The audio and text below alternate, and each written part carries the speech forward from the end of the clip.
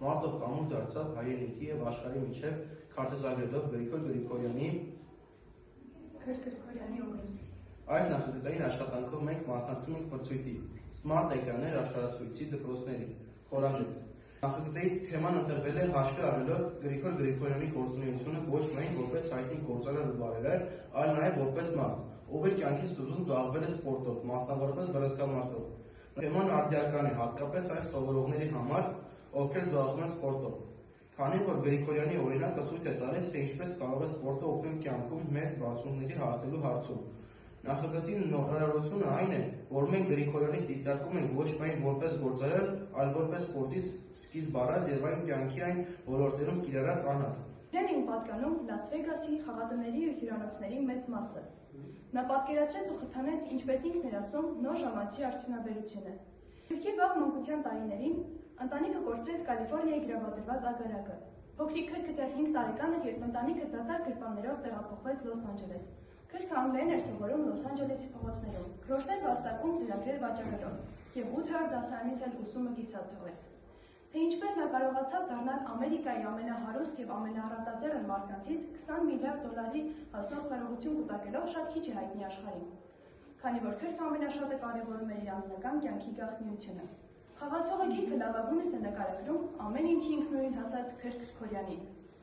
Մեծացել է Լոս Անջելեսի հայկական համայնքում և աշխատել է ձեռնարկատիրական ոլորտում։ Քրքորյանների ընտանիքը սկզբում բնակվել է Ֆրեզնոյում, որտեղ մեծ հայկական համայնք կար։ Նրանք ապրել են աղքատ պայմաններում, Քրքը դպրոցը վաղը թողել օգնելու ընտանիքին, ինչը ձևավորվել է նրա աշխատասիրությունը և գործարար մտածողությունը։ Քրքորյանը ավագ եղբորը սկսեց հաճախել բռնցքամարտի ու հասել էր սիրողական բռնցքամարտի առաջնություններում չեմպիոն դառնալու։ Նա ուներ 33 հաղթանակ և 4 պարտություն և հայտնի էր Rifle Wright անունով։ 1939 թվականին 22 համակ Քրքը աշխատանքի անցավ Բուխարիների վարպետ Թեդ Օֆլաերթի մոտ։ Օֆլաերթը միշտ համոզում էր Քրքին, որ իր հետ գնա ինքնաթիռ վարելու, երկար մերժելուց հետո Քրքը մի օր որոշեց գնալ։ Առաջին թռիչքից հետո նա այնպես էր տպավորվել, որ հաջորդ օրը բռնցքամարտ դառնալու ցանկությունը ոչնչացել էր։ Իր հարցազրույցներում Քրքորյանը նշել է. «Մարդ չի ծնվում աղքատ կամ հարուստ, նա կարող է ծնվել աղքատ ընտանիքում և դա իր ընտրությունը չէ, բայց թե ինչպես նա կապրի իր կյանքը, դա իր որոշումն է։ Ամեն ինչ շատ պարզ է, եթե հաճելի է ապրել քո կատարած ընտրության հետ, ուրեմն դա ճիշտ է, բայց ամեն պահի կարող է հայտնվել մի նոր ընտրություն, որն ավելի հարազատ է քեզ։ Ես կարող եմ մինչև հիմա մնալ աղքատ կամ թեր վաճառել, մնալ որպես բռնցքամարտիկ կամ էլ թոշակի անցած օդաչու։ Ստացված գիտելիքները նրան օգտակար եղան երկրորդ աշխարհամարտի տարիներին ռազմաօդային ուժերում ծառայելիս։ Ծառայության 2.5 տարիների ընթացքում Քրքորյանը տեղափոխեց 33 ինքնաթիռ, հազարավոր ժամեր անցկացրեց օդում և իրականացրեց թռիչք 4 աշխարհամասերում։ Նրան ոչ միայն հաջողվեց պահպանել սեփական կյանքը, այլ նաև գումարներ։ Դրանք այն գումարներն էին, որոնք սկիզբ էին դրել Քրքորյան գործարարի ֆինանսական գործունեությանը։ Նա իր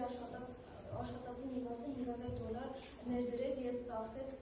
մեկ շարժիչանի Cessna ինքնաթիռի վրա և կատարեց ուղղափոխադրումներ։ Երկրորդ համաշխարհային պատերազմի մնացած ինքնաթիռներ գնեց և էժան գնով վաճառեց ԱՄՆ-ի կառավարությանը։ 1968 թվականին այդ վաճառեց $4 միլիոն։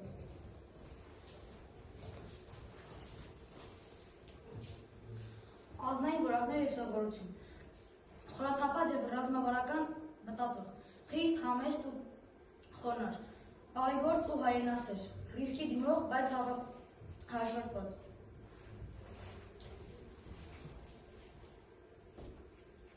Լաս Վեգաս քաղաքը, ինչպիսին որ կա, ստեղծել է Քրք Քրքորյանը։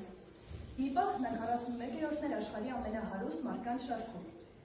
Չնայած աշխարհով մեկ իր ձեռնարկած լայնածավալ բարեգործությանը, մշտապես խուսափել է ուշադրության կենտրոնում լինելուց։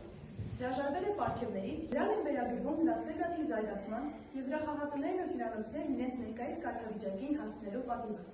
Ի վերջո նա եղել է դրանցից շատերի հիմնադիրը, Մետրո Գոլդվին Մայեր կինոստուդիայի նախկին սեփականատերն է։